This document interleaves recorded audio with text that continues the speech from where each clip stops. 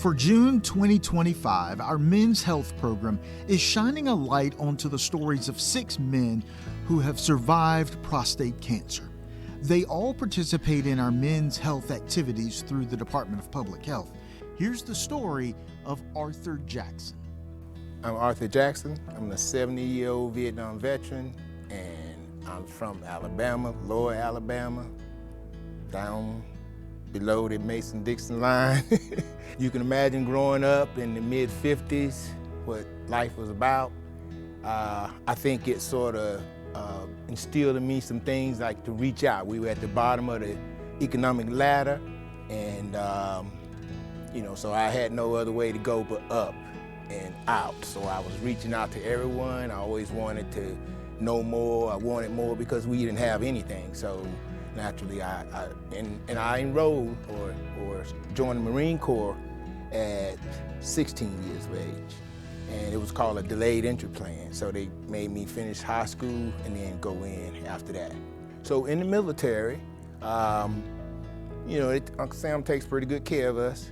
And so I took the typical exams as many guys do, every year or so. And it was a time that I had something called hydrocele, which is fluid on the testicles. And I'm more of a physical person, so I've been working hard, lifting and doing work. So from the hydroceles, they did some blood work, some PSA, the tests, and determined that I needed to see a specialist. And here's where it gets a little tricky. So the specialist, who's in Salisbury, North Carolina, and this is May 2018, that I'm talking to him. Now, when I go to him, I have a little bit of knowledge about the prostate. I'm interested in, what does it do for me, what will happen if I don't have it, whatever. So I go into this specialist. He says to me, well, yeah, you got progressive prostate cancer, and he gave me like a Gleason score, or maybe something like 8, 9. He said it's aggressive, so he said he's got to get it out of there. And I said, well, doctor, what about some of the nerves or some of the things that this prostate, I'm like, can we salvage anything? He says, no, I'm just gonna get it all out of there. So needless to say, when I walked in, I had my head up high, and when I walked out, I was reaching and holding on to things because it just floored me. It zapped my energy. At this point in time, I like to say that I had a superb support system. I have a young lady who was like right there with me. She basically ushered me out of the office. And before we got back home from Salisbury, she had located me a naturopathic practitioner. And that person was located in Bethesda, Maryland. The name of her business is called Nirvana. She's Dr. Knight. And she did some stuff, so I decided to go the holistic route.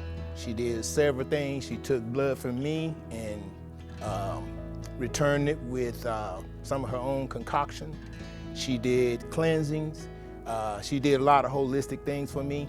And at some point in time, the lab work from her business and from the VA conflicted. And she said she understands, and this is about 8, 10 months into her, doing holistic healing. She was barred from saying that she could cure me because of the FDA, USDA, but she treated me, and I'm just sorry I wasn't able to determine to the degree that I was healed by her. But anyway, when the numbers start to conflict, I decided to go back to VA and choose a treatment center. And I went to Raleigh, went to about 4 or 5 different hospitals. I embarked on Cancer Treatment Center of America in Atlanta, and I received about 28 sessions of radiation. And I think I was offered Cs, but because my condition was such, I didn't need the Cs, and I probably didn't need that many sessions because I had done holistic work, holistic healing, treatment.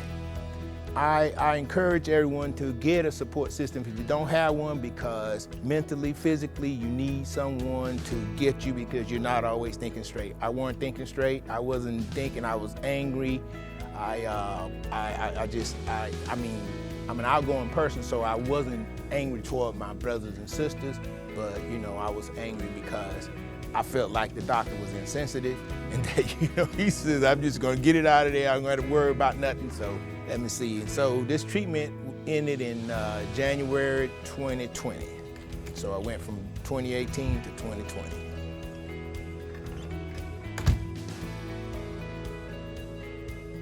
You can learn more about the Men's Health Program through these phone numbers or this email address.